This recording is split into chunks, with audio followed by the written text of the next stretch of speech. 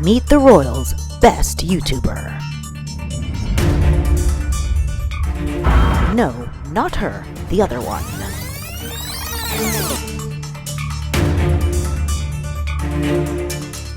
No phone calls, I just heard it on the radio. I have a VPN, so I didn't have to wait on any phone calls. I watched the interview live. In a Leilani of Barbados world exclusive, Leilani of Barbados will give a hard-hitting, honest review on Thomas Markle's 60 Minutes Australia interview. I mean, I've lost my father, I lost a baby. In a desperate bid for clout, Leilani of Barbados will dissect this upcoming interview as she did with the Oprah one, where she went viral on YouTube. I made one dumb mistake. I never make dumb mistakes. Subscribe now before it's too late.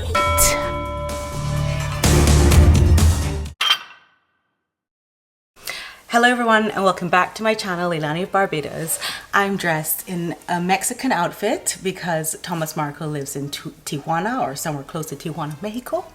So I'm just doing my bit. I'm gonna jump right into this interview. You saw the trailer and it's a 60 minutes Australia interview, but it was only 20 minutes because it's a 2-segment piece where the second segment was about the housing market in Australia. Anyway, let's just jump right in. This is a very sad piece to review. It's very hard for me especially to review this piece because Thomas Markle does not seem very well, and he seems, when I say that, he seems like his health is not good, and it's just hard to hear him talk so pitifully. He definitely is begging for his daughter to pay him attention before he dies. Like, that's what it is. And that's really hard to look at. But he got no phone call or text from the Sussexes when Lilibet Diana Mountbatten Windsor was born. That's crazy to me. Especially because, let me tell you what is so heart-wrenching about it. He was in Hollywood, so he has a lot of home videos. You see videos of him teaching her how to use a camera, and there's a lot more footage for a girl in that time than it would have been, you know, for other people. And so because there's so much home footage and so much, you could see the relationship between them, which is kind of what I wanted to like capture with my son as well. That's why I wanted to do videos on YouTube for my son, because I wanted him to be able to look back at those things. And I also have home videos, but of course my dad was not in Hollywood. He's a doctor, so it's like different.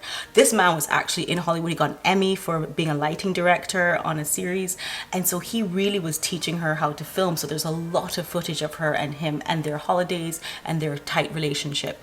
So that is what is really heart-wrenching in this, is that he can pull out the receipts, you know. He said she was born by C-section, and so he was immediately able to take her away. Also, that happened with my son because I had a C-section, and so my husband immediately took him away, like before I even got to hold him. So I understand that bond was immediate, whereas like I was like, what about me? Like, I carried the child for 10 months, you know, basically. I'm just getting a call from my husband. Hello?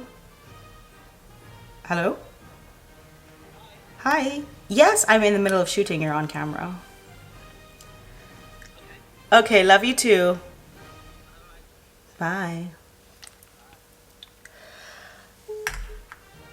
Right, so that was my husband who took my child, our child, away in the hospital. So anyway, he talks about this bond, and there's no doubt when you watch this interview that he loves Meghan beyond. You know, he had this bond with her. He seemed to take care of her a lot. I think that Doria was in like university or like taking some college courses or something. So I think he did do a lot of parenting. I'm not going to take that away from him.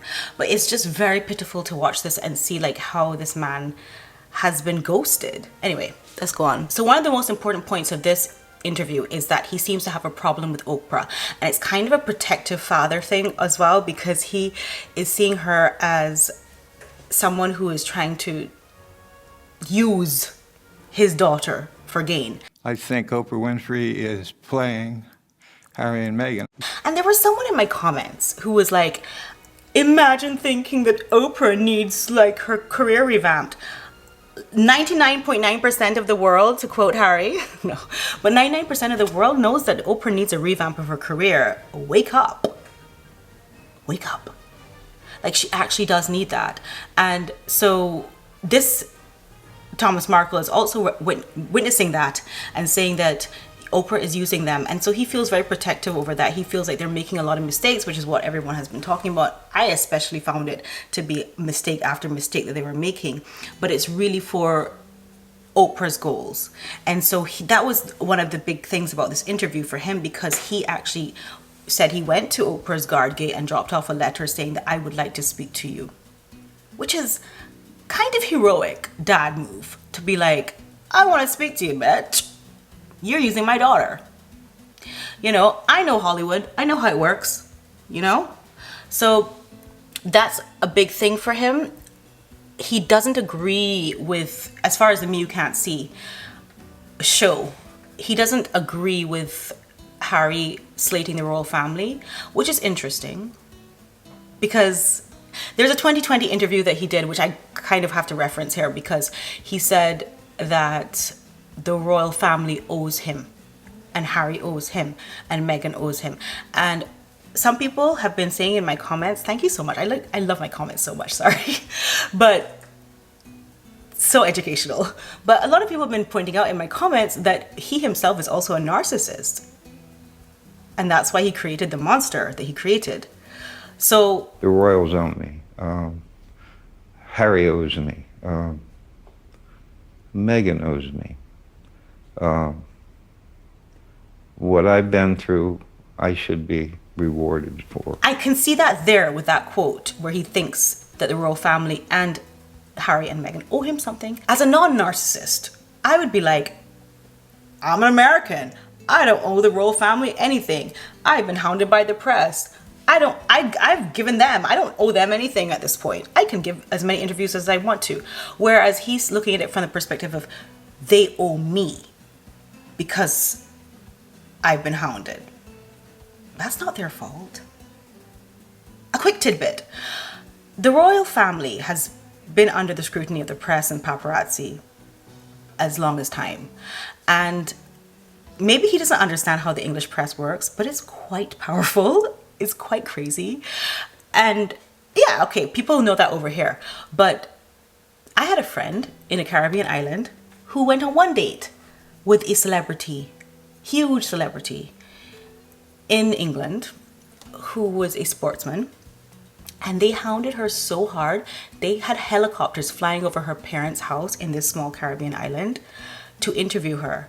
And she ended up having to give an interview with the English press. And her parents even had to give an interview with the English press because it was that hardcore. The English press has nothing to play with. And they do it to all kinds of other people, Thomas Markle. So don't be surprised if they come and find you where you live in Tijuana or wherever, which is a beautiful place. Oh, wow. So he says they're both ghosting their families and he doesn't know if she loves him, but he still loves her as he does all his children. He said he hasn't spoken to her since he was lying in his hospital bed just a few days prior to her wedding. And she was on bad terms with him. So let's get to that. Let's just get to that. So she was on bad terms with him because he tried to make his image better, and there was some guy who came and he was like, I know how to handle you and make you a better person looking like for the press, and you have to do this, and then you have to go to this place and do this, and then you have to pretend you're exercising, you have to pretend that you're like dressing up yourself and you look really scruffy, dude. So like you need to work on that because they're picking you apart. And he said he questioned this gentleman several times, and the gentleman was like, I know what I'm doing. I've done this for loads of celebrities and so on. I know what I'm doing. And that is where he lied the first time to her. Or I don't know, one of the times he lied to her was where she asked him, did you set up this photo shoot? And they found out the photo shoot was set up because, again, the British press landed up in that town, that small town in Mexico, and got footage of the photo shoot being set up. So that's how that came out. I'm telling you that British press don't play with them. Inspector Gadget, Sherlock Holmes, whatever, there's something. There's something of like a different world. So he ends up being in disfavor with her, but then has a heart attack. But he was supposed to go to the wedding anyway. He's 76 years old now. So 73 years old, he was supposed to go to the wedding, and he had this massive heart attack. And then the doctors told him, like, you can't even, we're not even sure you're going to survive. So definitely you can't make the wedding. And that's how Prince Charles ended up being gracious enough to walk her down the aisle. I actually appreciated the fact that he walked my daughter down the aisle. I couldn't have asked for, certainly couldn't have asked for a better replacement. Although her mother could have done it. So props to Prince Charles for like actually doing it for her. And now he's being slated by them. But anyway. They talk about compassion. There's no compassion for me. There's no compassion for my family. And there's no compassion for the royals. So imagine having your dad survive a heart attack. I don't have to imagine it, actually. I lived that. That was my actual reality. And you're so grateful he's alive. But then you never speak to him again. Like, who does that? Like, not for all the gold nuggets in the world, not for all the money in the world, not for all the clout in the world, would I ever think of doing that to my worst enemy who has survived an emergency healthcare issue, much less my own father, who did everything for me, and has to endure her saying, you can't speak about anything, you can't speak about anything. Meanwhile, she's out there telling lies like, my father did nothing for me, I just worked my way through school, and then after I worked my way through school, I paid for my life, and I am where I am because of me, and me again. And he's had to endure that. He can't say anything about that. He can't, like, I think his other daughter, like, produced the bank statements and the checks that showed that he paid for her apartments and her schooling and so on. I'm going off topic, but I'm just saying this man is sitting down here with a lot on his soul. A lot. Yeah, he addresses the mental health thing, and I think he doesn't believe it, because he said with Prince Harry going to the royal family about the mental health of his wife is like, what was a quote? I wanted to leave the house, but no one would open the door for me. That's like saying, I wanted to leave the house, but nobody opened the door for me. I really like that, because it was ridiculous. How could this is where he contradicted himself, Prince Harry, and Thomas Markle saw that as well. And I agree with him. This is all to do with the difficulty of marrying a commoner. This is why, and you should not be surprised, that they are very cliquish and want to only marry members of the aristocracy or titled people, because it's a different culture. When you marry a commoner, much less a commoner who is in Hollywood, you know what I mean? A lot of people in Hollywood, they're not meant, you know what I mean? There's a lot of instability with people in Hollywood. The reality and the showmanship is blurred a lot. And so you see that Thomas Markle is also kind of a liar. Like, he's told lies, and maybe that's where Meghan got it from. Like, I can just lie because that's how it is around these parts. You know, we just say what it is. So in a way, he's responsible for that, but not really, because it's where she grew up too. It's her environment. Whereas if Harry had married a woman of the aristocracy or a woman of not Hollywood show business, he would not be encountering this man now coming out to tell his truth too, and calling Oprah and trying to get in touch with Oprah because he can be on TV too, because, you know, if you had your piece, I must have my piece. This is like not what the aristocracy would just be like. Bzz.